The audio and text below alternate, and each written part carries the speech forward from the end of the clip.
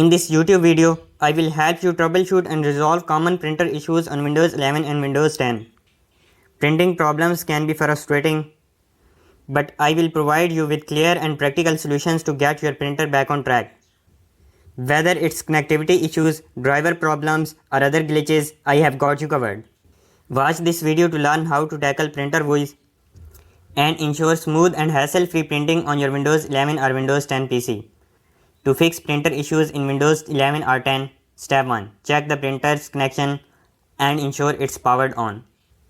Step 2. Update or reinstall the printer drivers from the manufacturer's website.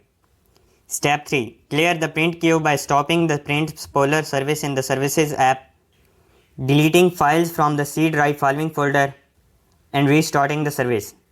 Step 4. Run the Windows Printer Troubleshooter by going to Settings, then Devices, then Printers and Scanners, then run the troubleshooter. Step 5. Make sure the printer is set as the default printer in Windows settings. Step 6. Ensure that your printer is compatible with Windows 11 or 10. Step 7. If problems persist, consider removing and re-adding the printer in Windows settings.